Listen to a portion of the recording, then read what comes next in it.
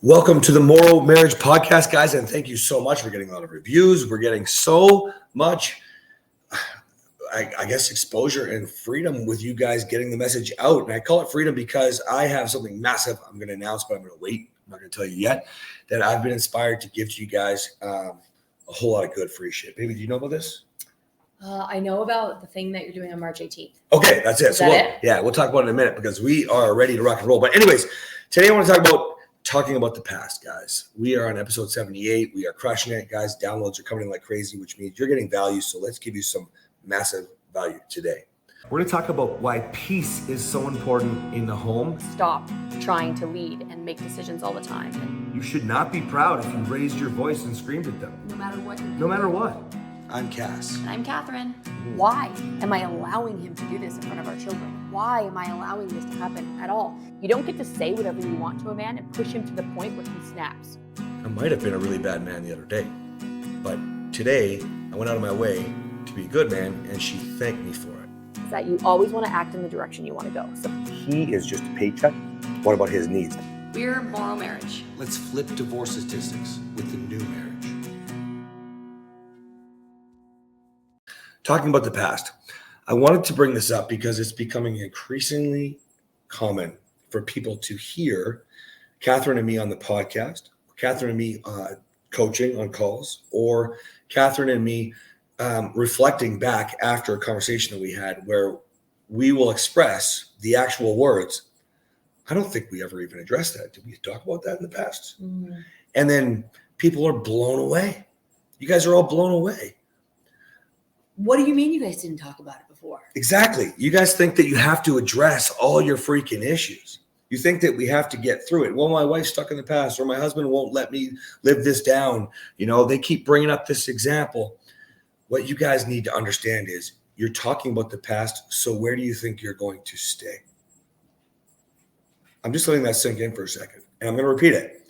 If you're only talking about the past, do you think you're going to move forward, or do you think you're going to stay in the past? My gosh, it's crazy, but it's real. You guys, I'm not saying you won't have to address issues. Baby, did we address a lot of issues? Oh, yeah. We had a lot and we addressed a lot, but also, this is probably what you're going to say, there's no time to address all of the issues. I actually just had a coaching call. I just was coaching my women. And it's funny that, as you know, Cass doesn't tell me what we're talking about until literally I sit in this chair. Mm-hmm. I had a conversation with my wives in my program just minutes before we got on here today. And I said, so she's going on about some of the details. And I said, okay, the details don't matter. We have to go back to the disconnection. We have to go back to the root of this. Maybe this is something that you're going to talk about in the future, but when you fix the connection, some of this fluff doesn't even deserve a conversation because it's not that important. Mm-hmm. So there are some big things that you have to talk about. You have to heal, you have to move forward, you have to forgive, you have to atone, you have to attune, you have to attach. There's all those sorts of things.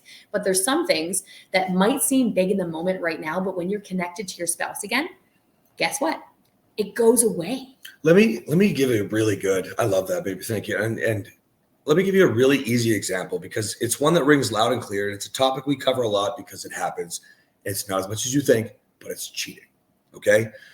I'm not saying that we don't need to discuss the betrayal. I'm not saying that you and your partner do not need to work through some of the issues with trust, with insecurity, with all that stuff. And some of that might involve conversations. But I want to encourage you to think of it like this. When your partner is all excited to have you come through the door, when you guys are happy, laughing, talking, dreaming, you're interacting in a way where you know you're following through on goals, like you're looking at each other from across the room. You just know. What was the word we used last night when we were talking about after our date? We said we're unbreakable. I think it was the word that we used. Unbreakable, right? When you know you're unbreakable, okay? You're not thinking about the pain, that affair, that insecurity does go down. I'm not saying you won't have to work through it, but again, not necessarily by talking about it. Well, and work through it is different than revisit it. That's right. When you work through it, and when there is a betrayal, whether that's, an intimate betrayal or otherwise, you often do need to, I said earlier, attune, atone, attach, and then you put it away.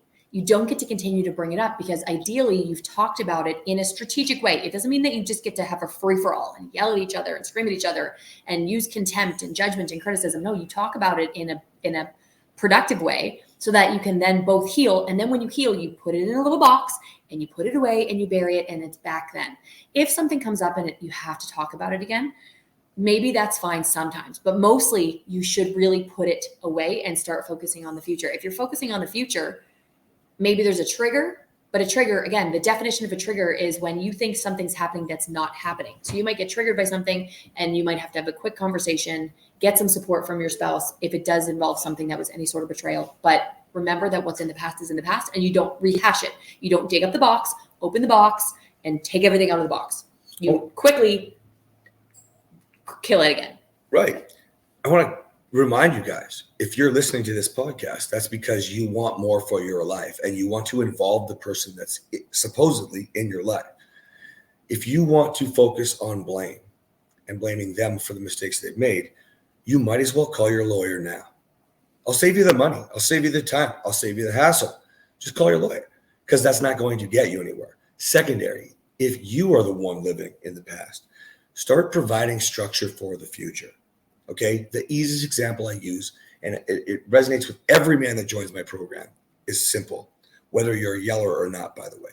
If you yell, and you know this if you've been listening to podcasts, Kathryn said to me, if you stop yelling, I'll be happy. If you stop yelling, I'll be in love with you again. If you stop yelling, I'll want to have sex with you. Okay. If you stop yelling and replacing it, if you replace yelling with not yelling, that's the immediate cushion. Okay. The immediate safety, the immediate peace. It's Kathryn's favorite famous line, baseline normal. Okay. There is zero structure for the future. So you're talking about the past and you're not yelling, and you're like frustrated because your partner is not accepting that you're different. Like person on the phone earlier today, drug addict. Okay. He's not a drug addict anymore. Okay. Great. Now you're not yelling. You're not using. That's great. You're talking about baseline fucking normal. Stop patting yourself on the back. Your wife or your husband wants more. And if you're the one in this situation, give them more. They just don't know what it feels like to be happy right now. They're stuck because they're in their pain and they're stuck in the past where it hurts. So show them what they need: joy, gratitude, love, compassion, affection, everything that you feel is impossible to give because you're not getting it. I want you to be that person. Amen.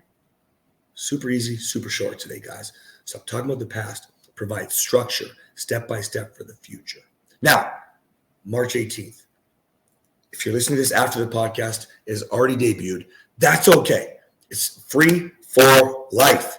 I've created something called Morrow Momentum, and it's designed for people who get consistently stuck in the past.